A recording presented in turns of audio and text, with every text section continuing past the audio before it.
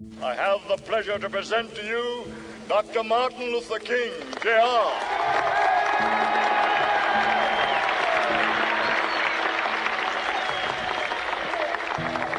I am happy to join with you today in what will go down in history as the greatest demonstration for freedom in the history of our nation.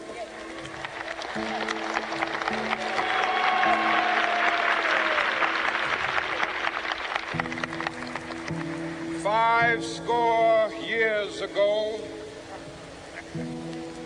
a great American in whose symbolic shadow we stand today signed the Emancipation Proclamation.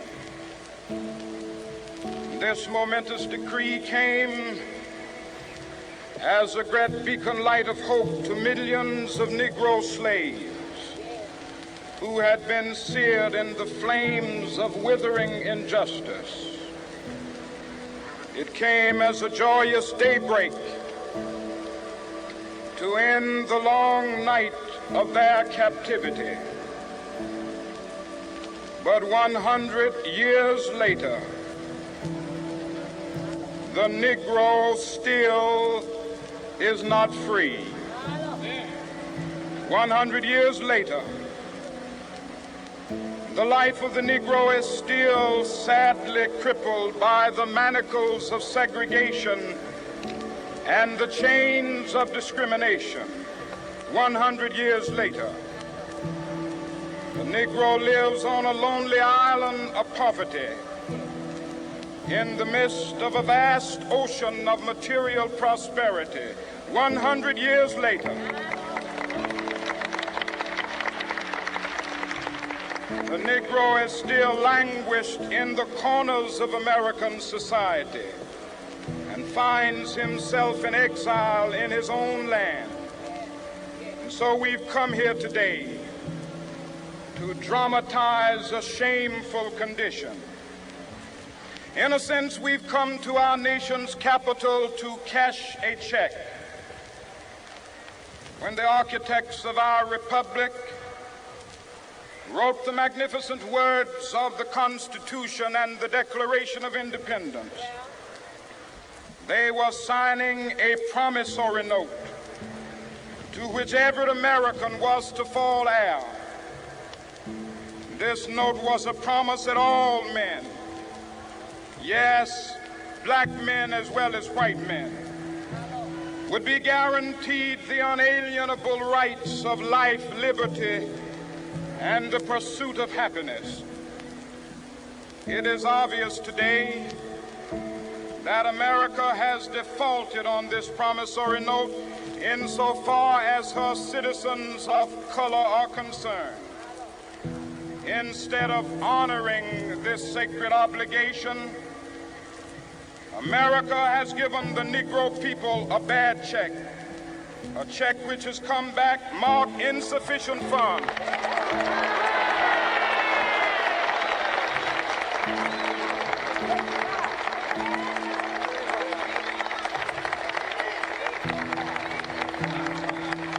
But we refuse to believe that the Bank of Justice is bankrupt. We refuse to believe that there are insufficient funds in the great vaults of opportunity of this nation. And so we've come to cash this check, a check that will give us upon demand the riches of freedom and the security of justice.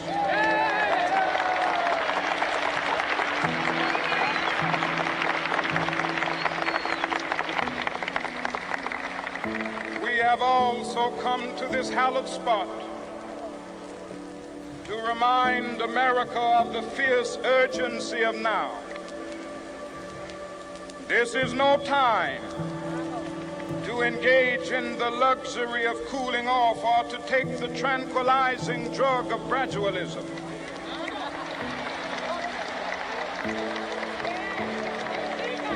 Now is the time to make real the promises of democracy.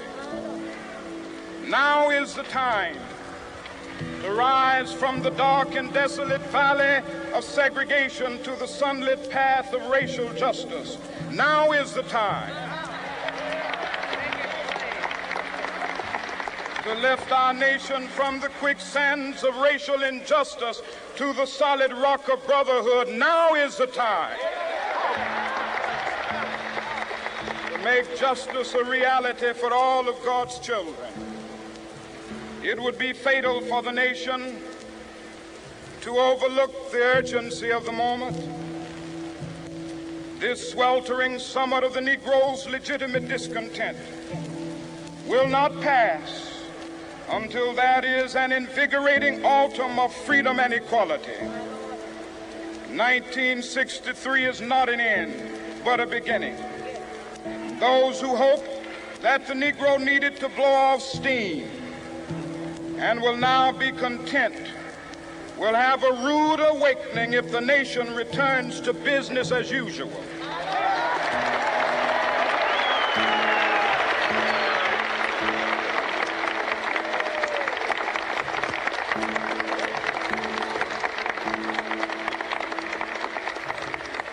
There will be neither rest nor tranquility in America until the Negro is granted his citizenship rights. The whirlwinds of revolt will continue to shake the foundations of our nation until the bright day of justice emerges. But that is something that I must say to my people who stand on the warm threshold which leads into the palace of justice. In the process of gaining our rightful place, we must not be guilty of wrongful deeds. Let us not seek to satisfy our thirst for freedom by drinking from the cup of bitterness and hatred.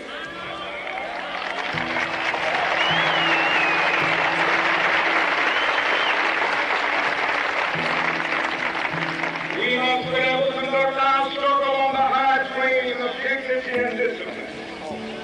We must not allow our creative protests to degenerate into physical violence. Again and again, we must rise to the majestic heights of meeting physical force with soul force. The marvelous new militancy which has engulfed the Negro community must not lead us to a distrust of all white people.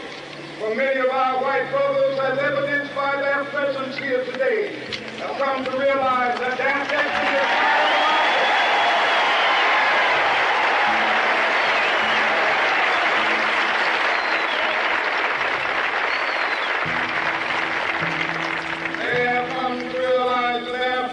is inextricably bound to our freedom.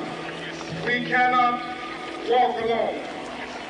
As we walk, we must make the pledge that we shall always march ahead. We cannot turn back. There are those who are asking the devotees of civil rights, when will you be satisfied? We can never be satisfied as long as the Negro is the victim of the unspeakable horrors of police brutality. We can never be satisfied as long as our body is heavy with the fatigue of travel, cannot gain lodging in the motels of the highways and the hotels of the city.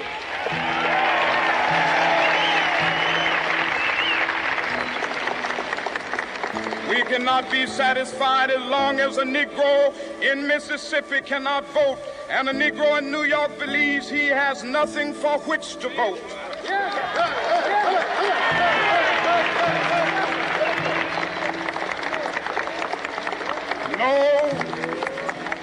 No, we are not satisfied, and we will not be satisfied until justice rolls down like waters and righteousness like a mighty stream.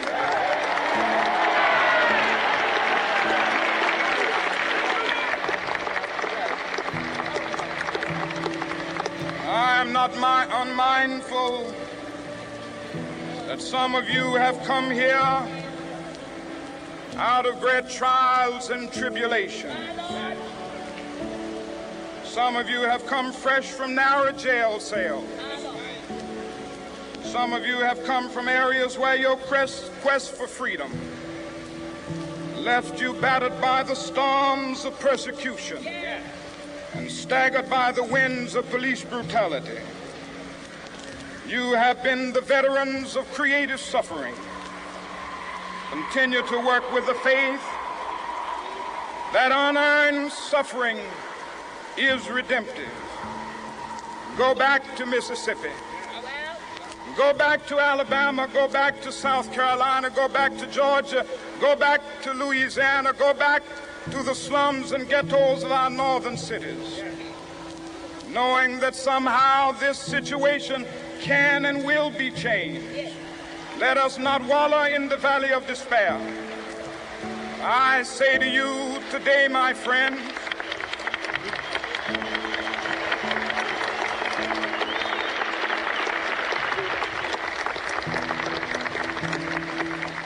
so even though we face the difficulties of today and tomorrow, I still have a dream. It is a dream deeply rooted in the American dream. I have a dream that one day this nation will rise up and live out the true meaning of its creed.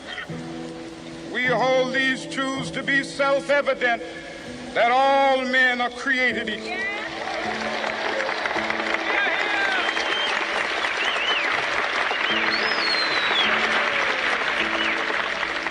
I have a dream that one day on the red hills of Georgia, the sons of former slaves and the sons of former slave owners will be able to sit down together at the table of brotherhood.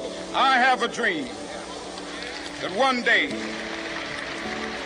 even the state of Mississippi, a state sweltering with the heat of injustice, sweltering with the heat of oppression, will be transformed into an oasis of freedom and justice. I have a dream that my 4 little children will one day live in a nation where they will not be judged by the color of their skin, but by the content of their character. I have a dream today.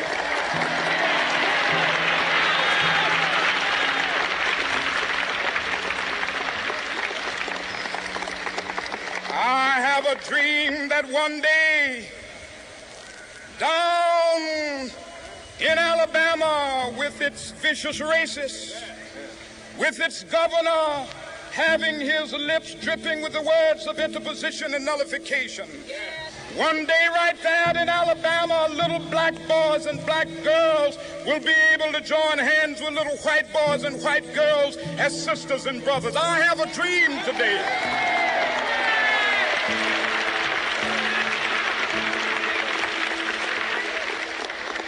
I have a dream that one day every valley shall be exalted, and every hill and mountain shall be made low. The rough places will be made plain, and the crooked places will be made straight. And the glory of the Lord shall be revealed, and all flesh shall see it together. This is our hope. This is a faith that I go back to the South with. With this faith, we will be able to hew out of the mountain of despair a stone of hope.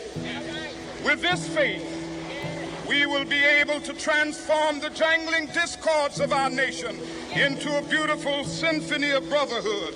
With this faith, we will be able to work together, to pray together, to struggle together, to go to jail together, to stand up for freedom together, knowing that we will be free one day. This will be the day. This will be the day when all of God's children will be able to sing with new meaning, "My country tears of thee. Sweet land of liberty, of thee I sing. Land where my fathers died, land of the pilgrim's pride. From every mountainside, let freedom ring. And if America is to be a great nation, this must become true.